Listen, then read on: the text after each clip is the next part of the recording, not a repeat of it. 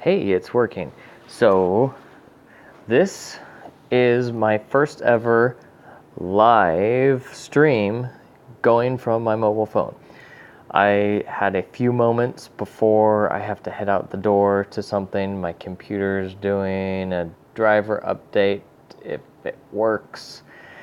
And I figured, hey, why not see if anybody wants to ask me any sort of questions, find out, what you community folks are interested in or what you guys are up to. So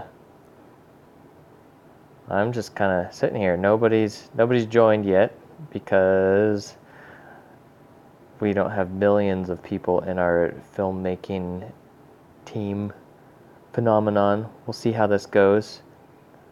But in any case, yeah.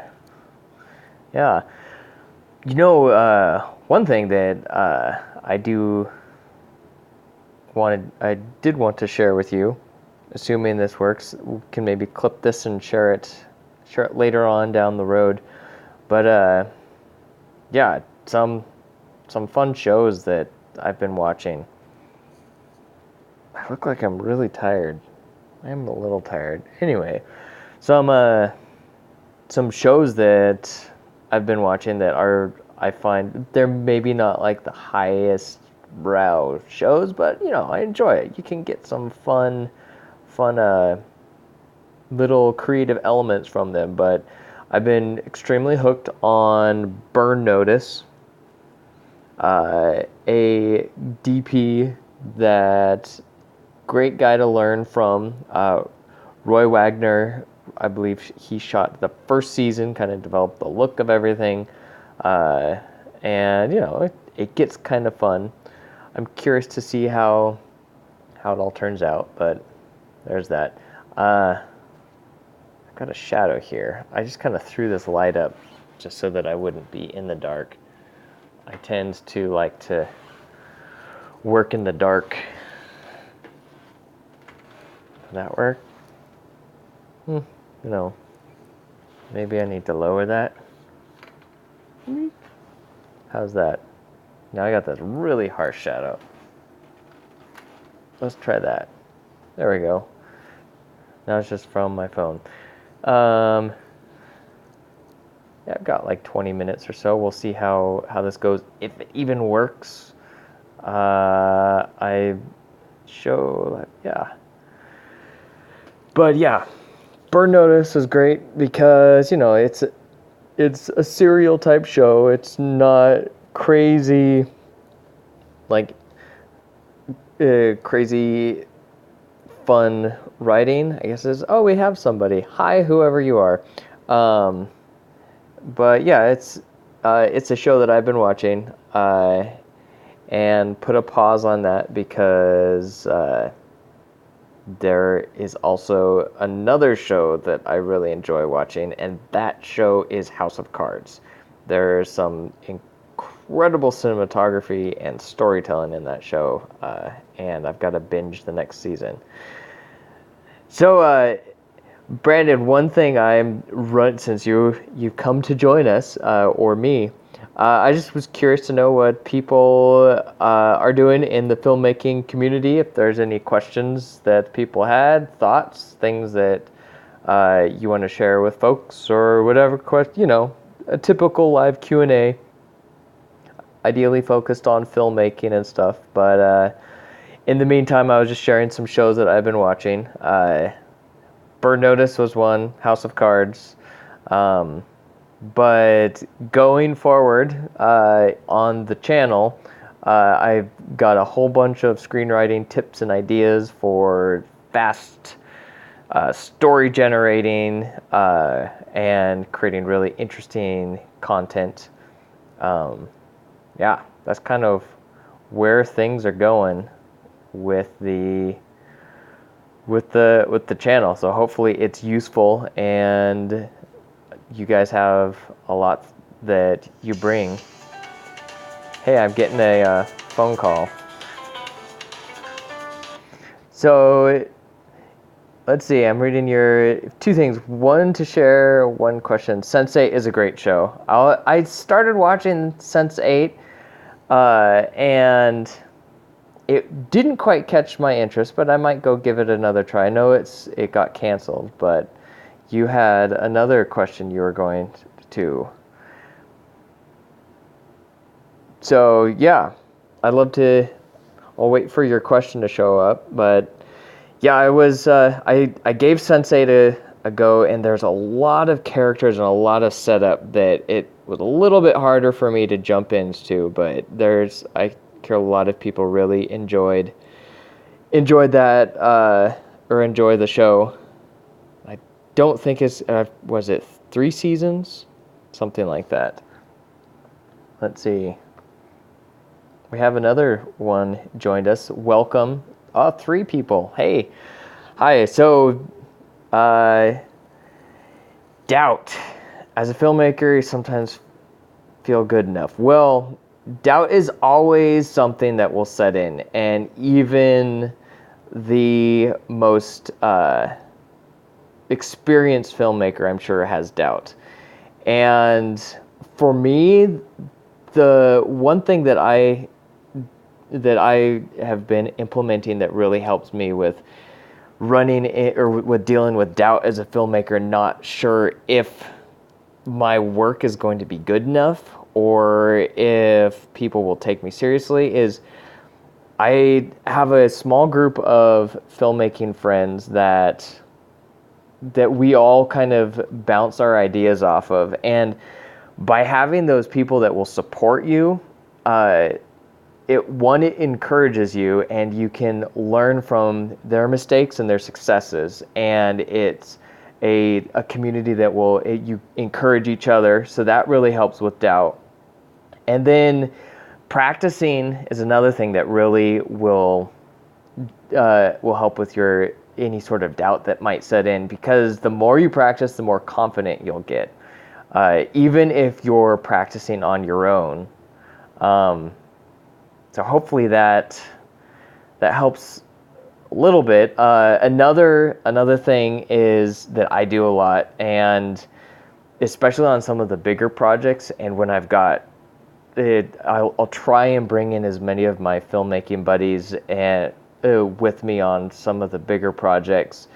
And a huge thing that helps is I go to them on set when I can't figure something out, and I'll just say, hey, I've got this problem.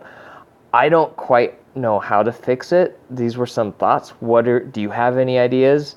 And having those people there that you don't have to compete with, but then can be there to support you, will oftentimes help you get out of those situations where you may not have the most confidence, and you'll be able to get through it. Oftentimes people will look at you with a lot higher regard when you don't go in thinking you know everything, but are willing to collaborate with those on set. So I don't know if that answers your question. Hopefully it's somewhat helpful. But yeah, doubt is something that a lot of filmmakers, including myself, will deal with, and it's practice and surrounding yourself with people that will encourage you. What really does help that out. And if you don't have any filmmaking friends around you, a good place is maybe come here. Hopefully I can help encourage you and help get rid of some of that doubt. Hopefully I can give you some tools that will help you, but yeah, hopefully that is helpful. And anyway, I don't know, did our other guest who's joined us, I don't know if you've got any questions or all of that. But yeah, definitely, Brandon. So glad you're with us. Hopefully that was helpful in any sort of way. But yeah, that's how I deal with I'll tell you a story. Is hey, on the first feature I was directing, I had been really getting into the Judith Weston book called Directing Actors. It's called Directing Actors, Creating Memorable Performances for stage and film, something like that. In any case, I was I would be directing the actors and I get stuck and I go, I don't know how to I'm not sure how to direct this scene. And I'd run behind the set and I'd pull the book out of my pocket because I didn't want them seeing that I had a book that was called Directing Actors. And I'd go to the back, look at some of the quick tips and go, oh yeah, they did this, hide the book and run back out and tell them like, hey, why not this? And like, great. And so the second feature I did, I didn't want to be carrying a book around. So I took all of the quick fixes and I wrote them down on sheets of paper and then found my own and elaborated on those. And then in front of people, we'd be going through a scene and I'd open up the book and I just flip to the back of the script, or not the book. I'd open up my script, flip to the back where all my notes were, and people would say, man, you are so prepared. And they thought I had put all of this effort in, which I did put effort in, but it wasn't quite as embarrassing having all of that book stuff there. You know, any case, little tricks like that really help in confidence, is making yourself feel more prepared or look more prepared than what you might actually be. I don't know. Although preparation is very important. So, yeah. Gina mentioned a thing. Is gear really that important? Gear is important to a degree. And for those of you who don't know, that is my wife. Hi, wife. The gear is important to a degree to where you do want your stuff to look good, and you do need to expose your image and like all of that stuff. But it really comes down to gear is important only to the fact, or only to the point of it helping tell your story. At least that's my opinion. A brand new 8K red camera capturing a story that is really boring, it doesn't make the story any better. The story is still boring. But a engaging story that's shot on an iPhone might be extremely good because the story is engaging. So I look at gear as tools to help tell the story, but I don't see them as the only way in which to tell the story. Tools are another, or gear is another tool in the handbag, I guess you could say. So yeah, that's my thoughts on gear. Although if your gear is broken and it only records half the image, it might be worth it to upgrade. Or it might be worth it to get a camera that shoots at a little bit higher resolution than 320, like the old flip phones or something. So I personally would love to upgrade my gear, but that also costs lots of money. But it also comes down to, if the story's no good, then the gear isn't going to save it. Yeah. Well, wow, we got a whole bunch more people. This for those. Oh, and now they're gone. Any case, I probably should wrap this up, but I wanted to give this a try. And if there's these new folks, hopefully. Quick Q&A. If you got any filmmaking questions, I'd love to answer them. Hopefully the stream is working to give me a notification that it might be a little choppy. But yeah, if you got any questions, I got a few more minutes before I have to wrap this up. And yeah, so we were talking all about some stuff. So some shows that I've been watching, going back to what I started off with. Oh, how do you juggle work and personal projects? That's an awesome one. That is one that I have not totally figured out yet. One thing that I learned in one of the classes that I was taking on screenwriting, is that if you try and improve yourself 1%, so improve your craft 1% every day, in 1 year, you will increase or you will become 365% better than you were at the beginning of the year.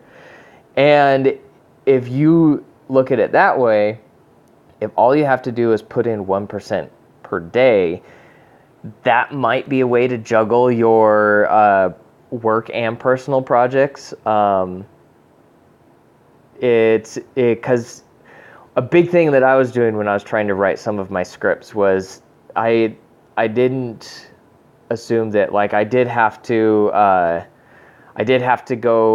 go to work and pay the bills and everything, but if I was able to take even a half hour every day to write, I don't know, like 1 or 2 pages, that was so much closer to getting done than if I looked at it saying, I have to write a 90-page script and I have to do that like in a week, or I have to get it done by this time. It's a larger task to achieve. And so if you can whittle that down into small bits, it makes it less daunting. And then big thing is just the hustle. You gotta keep going at it. You can't try and just hope that it happens. You can't wait for something to happen. You do have to push forward and make your opportunities yourself. So that's, trying to think if there's any other specific way of juggling between work and personal projects. It really comes down to also prioritizing. I would recommend the book by Tim Ferriss, 4-Hour Workweek. It talks a lot to corporate employees, people working for big corporations. But if you look for like the small gems, there's a lot of gems in there of time management. And then if you can apply those time management skills to the work projects, then that will allow more for your personal projects. And then if you're trying to get your personal projects done, you can apply those time management skills to the personal projects so that you can be more efficient. So it also comes down to how efficient you can be. So, yeah, well, I am going to have to wrap this up. Glad for everyone who's joined us, and yeah, stay tuned. I got some new videos coming out next week and the week after, and there's a whole bunch of fun content.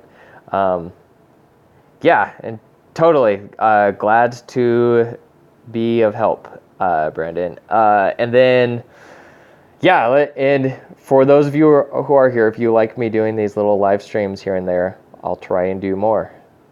Yeah, thanks for joining us, and I will see you at the next live stream. And if you're not subscribed, can do so by, I'm sure there's a subscribe button somewhere.